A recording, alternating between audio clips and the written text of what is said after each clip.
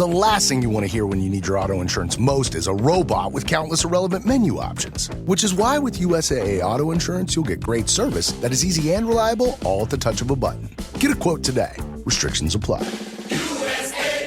The Manage Smarter Show is brought to you by SalesCred, the app that helps salespeople discover why they miss quota and what to do about it. Find out more at salescred.com. Welcome to the Manage Smarter podcast with hosts C. Lee Smith and Audrey Strong. We're glad you're here for discussions on new ways to manage smarter, hire, develop, and retain talent, improve results, and propel team performance to new heights.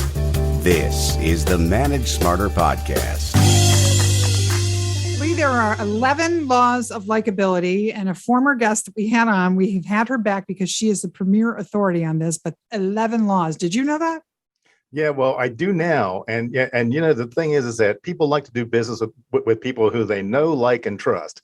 So that means that you need to be known, you need to be likable, and you need to be trustworthy. So when I saw the book, The 11 Laws of Likability, and then I saw it was from, a previous guest of ours and like that, had to have her on the show to talk about it. Yeah, he was all over me. Get her back on. So welcome to Manage Smarter, everyone. I'm Audrey Strong, the Vice President of Communications here at Sales Fuel. And I'm C. Lee Smith. I'm the CEO and founder of Sales Fuel. And she is likable and trustworthy. And we are so pleased to have her back. Michelle Tillis Lederman is back at our microphones. Hi, Michelle.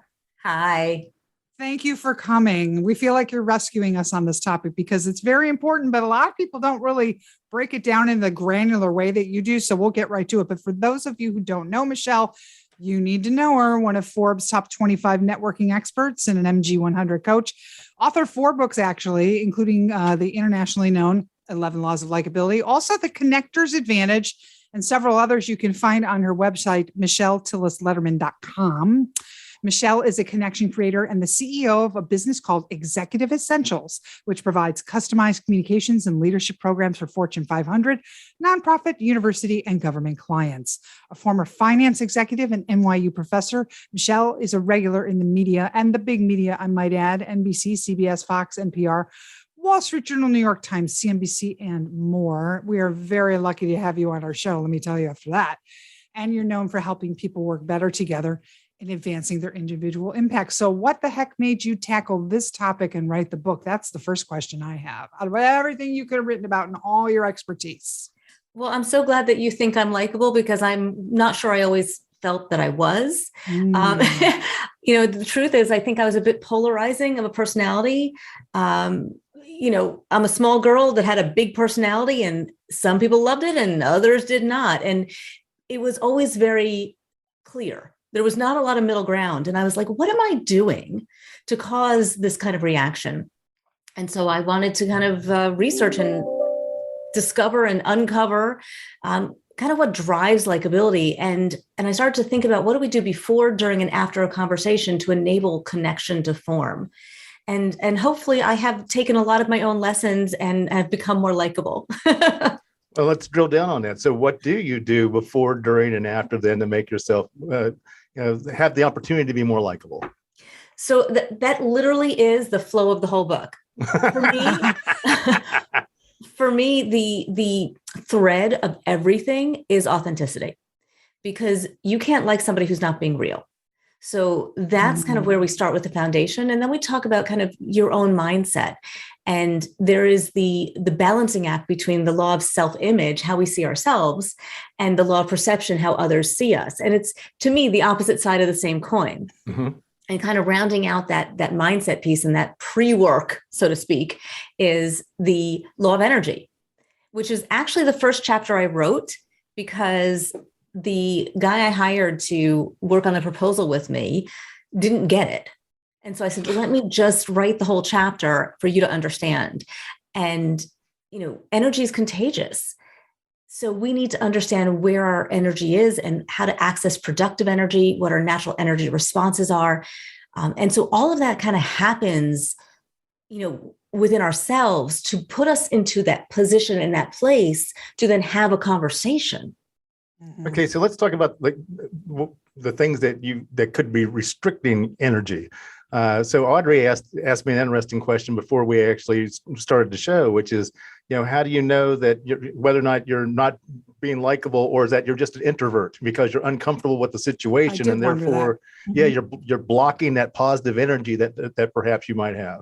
Some of the best connectors and the most likable people are introverts. I have actually a section of the book called Good News for the Introvert. Oh, yeah. Here's the thing. Introverts have some unique natural gifts when it comes to connection. They're excellent listeners, right? They're not off-putting because they are a little bit more reserved. So they're not coming on too strong like, this extrovert here, who can definitely make people literally back up from them, including my now husband when I first met him. He said I was a little intense, and he's an introvert. But also introverts are better in the one-on-one, and that's really where connections form. Mm-hmm. So don't worry about, being the life of the party or a social butterfly. Really just put yourself in a position to connect and to be curious about the person who you are with, and that interest in somebody else, that genuine curiosity is what you bring to the table naturally as an introvert. Where your stretch is to be willing to share of yourself. And so introverts and extroverts have different strengths that they bring to the table and different stretches that they need to have. So, own what works for you in connection. And I want to challenge all my introverts out there to think about when you start a conversation, right? So the middle section of the book is how to have the conversation. It's literally the anatomy of a conversation. And I always say, when you don't know where to start by being curious. But I want you to ask a question you actually want to know the answer to, and that you would be willing to answer yourself. Mm-hmm. Because that way you are also going to give to the conversation and not just pull from it. That's the introvert side, but just to not leave my extroverts out. Whereas you might be really great at sharing, you need to make sure that you're focusing on listening and eliciting mm-hmm. more information and being curious about the other and not just giving to them. So you can see we need both. And it's not an interview. All right. So it's not like you've got 5 questions lined up that you want to ask. It's like, ask one question or whatever, listen to the answer intently all the way through, and then let that be your guide to a follow-up question. Is that good advice, you think? And that's the probing, right? So the chapter, one of the laws is the law of curiosity. And within there, we start to learn the different types of probing questions. So it doesn't feel like a machine gun interrogation with the lights glaring in my face. Now, let me back up the bus. I've said that before in several interviews. I'm going to go back to something. As long as I'm not under it, go ahead. The first thing you said, Michelle, was that your authentic self. So when I go to a mixer, I'll think, well, my bullshit detector's on and I can spot somebody who's, faking it to make it or whatever.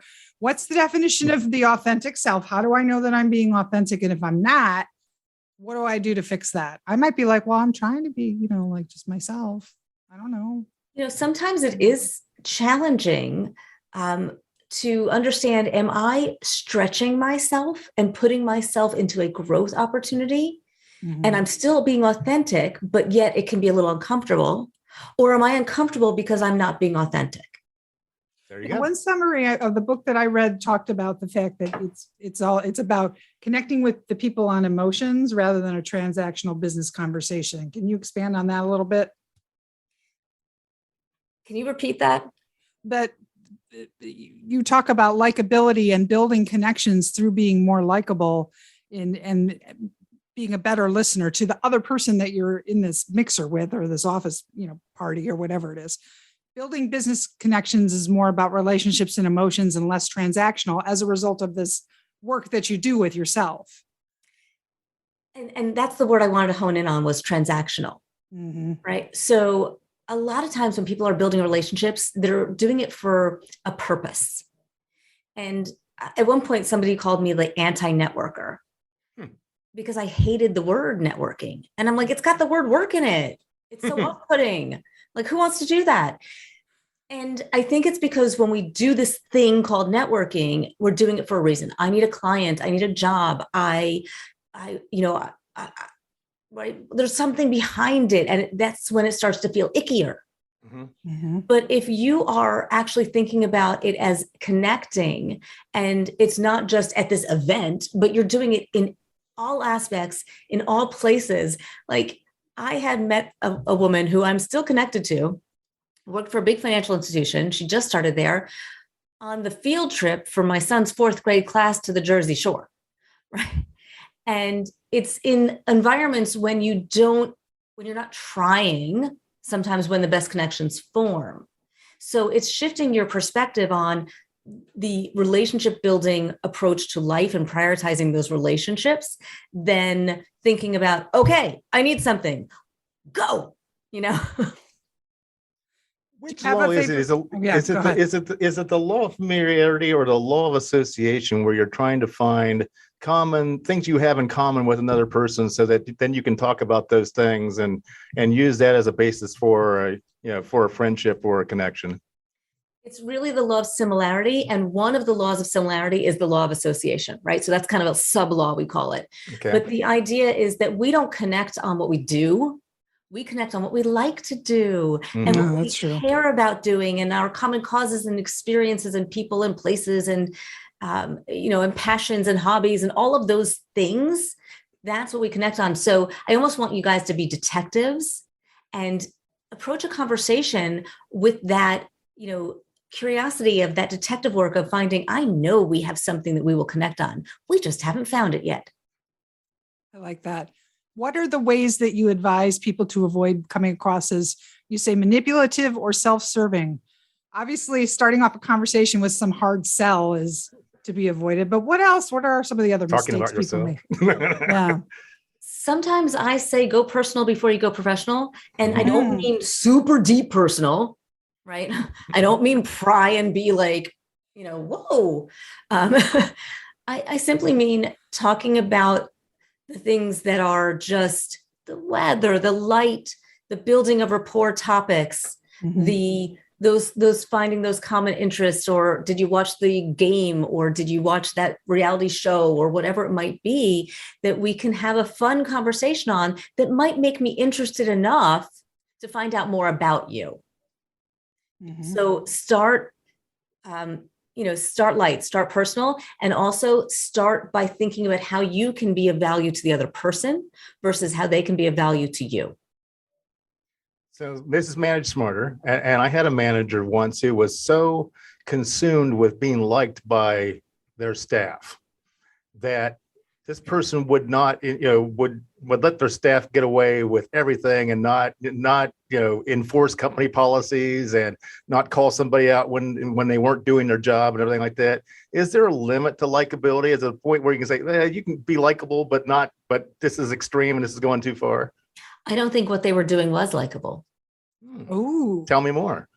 So letting yourself be walked on, not speaking up for what is right in a situation, those are not likable qualities. For it, to me, right? And what's likable to me might be likable to somebody else. So we all have our own definitions of likable. And what we need to do is enable people to see what's likable about us. It's not the same things, but that approach to me is not likable. People always say, which is more important, likability or respect? And I'm like, those two things are not mutually exclusive. Agreed. And I think we need to stop making it a either or. This person was losing respect by not, having a backbone, by not having the strength of a leadership position, by not delivering messages that people need to hear, right? I might not like working for somebody who's not going to give me information that's going to help me grow because they're too scared that it might hurt my feelings. That's not, I don't like that. Right. So we need to kind of think about what is not what I define as likable, but what does the other person define as likable? Because likability is in the eyes of the beholder. All that great advice for managers. Really great. Perception is everything. Think of all the damage perception is done in the workplace, whether it be from somebody reporting to you or if you're managing up somebody above you. But you talked about creating value in the relationship. If we connect on something we both like and we spend time together, what are the ways that you advise? I know you say you want to have your likability spill through to where this person wants to spend more time with you and remembers you long after that initial meeting at the mixer or the networking event? How do you do that? So the post conversation is familiarity, giving, and patience, right? Those are the 3 laws post conversation. So the idea of familiarity is to get in their mind, but not in their face. So in the anatomy of the conversation, when we're thinking about curiosity, listening, law of similarity, and law of mood memory, right? Within that context, you want to think about, before you end that conversation, what's my next point of contact? Okay. So that takes you right into the law of familiarity so that we have another point of contact. And sometimes, even if I could give them an answer or connect to them right then and there, I want to drag it out a little bit because I want the showing back up in their mind by showing back up in their inbox or showing it back in the LinkedIn profile or whatever it might be, finding that next point of contact.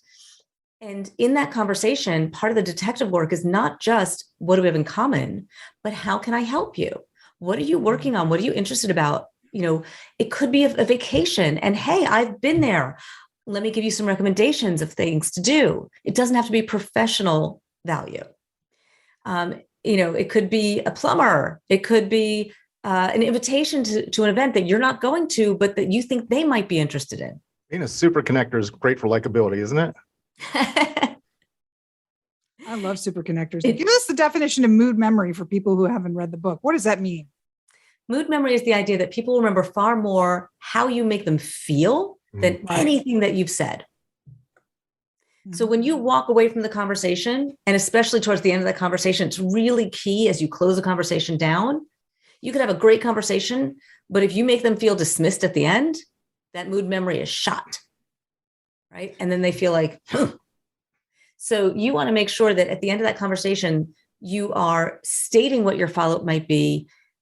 You might invite them to the next thing. Like I'm always visualizing those old-timey in-person networking events that we used to go to when we were like, how do I get out of this conversation? I'm done here, right? Yeah, drink in one hand and a plate full of cheese in the other hand. It's like, and I actually give a whole lot of ways in the book of how to extract yourself from the conversation, or what I actually prefer is expand the conversation, meaning you invite somebody else into the conversation, and that changes the dynamic of it. Mm-hmm. So let's talk about, you mentioned authenticity as the common thread that runs throughout. Mm-hmm. So let's talk about humble bragging and people on social media. How do you get to be more likable on social media? By being real.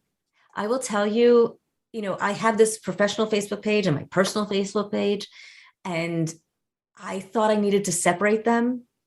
And I kind of wish I never did that because, on Instagram and on other pages, I don't differentiate. And I will tell you, even on LinkedIn, which is a very professional platform, every once in a while I'll put a post, like I just shared a post. I'm doing a walkathon for the Lupus Research Alliance. My son was diagnosed during the pandemic, and it was very, very serious, and he was very ill. And I shared it on LinkedIn. I got more engagement in that post than in any of the professional posts I do. People want to see all facets of you. And so if you want to be likable on social media, don't just show one side of you. And, I don't want to see 10 million posts about your dinner, unless you're a chef, maybe, or a food critic. That's reasonable. Or only the greatest hits. I want to see, I want to see the struggle too. Not everything should be of pictures of my dogs. Like there needs to be some variety to show the roundedness of the different facets of you, so that you have me intrigued, that you have me curious, that you have me wanting to know more. I totally agree with that. And I cop to the fact that I do post my dog too often. Okay. And I post food too much. Yeah. Well, my dog turned 10 yesterday, so I did a big post. There you go. I'm going to go look at Audrey, that. you talk about the three rails, of things that we should not talk about. Sex, religion, politics, I keep out of my feeds. I try to just keep them out of my feeds. And, my social media feeds, personal and professional.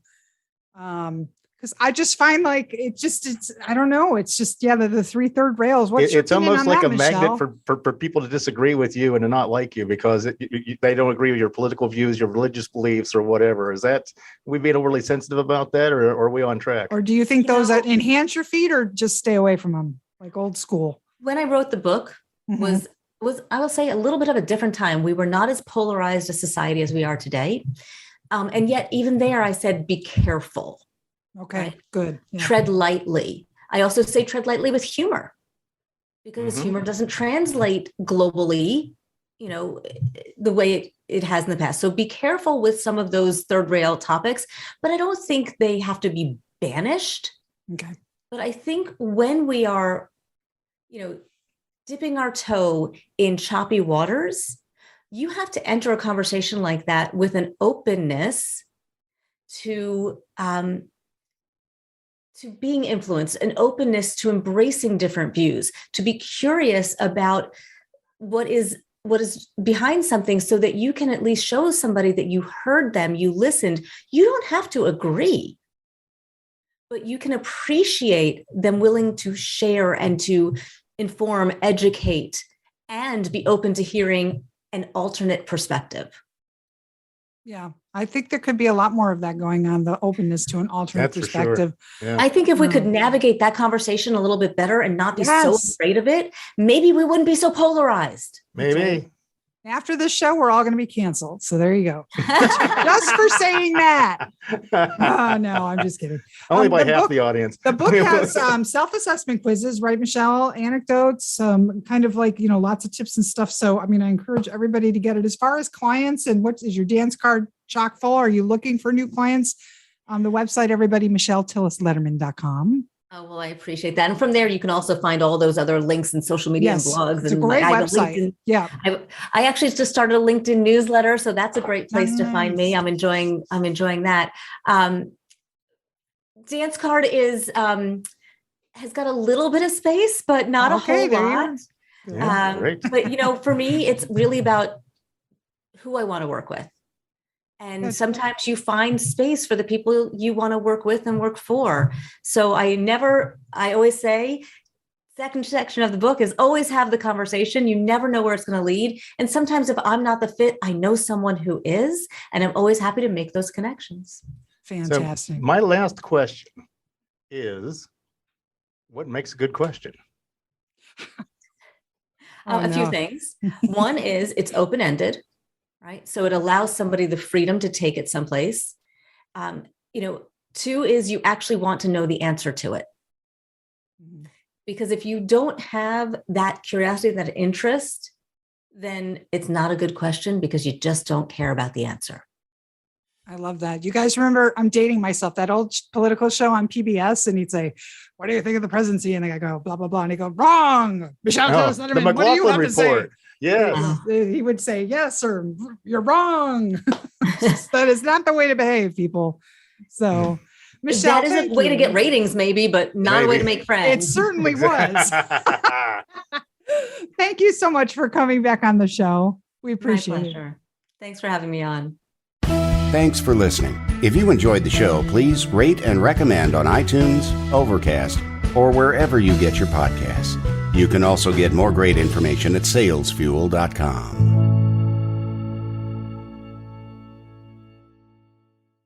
This podcast is a part of the C-Suite Radio Network. For more top business podcasts, visit c-suiteradio.com.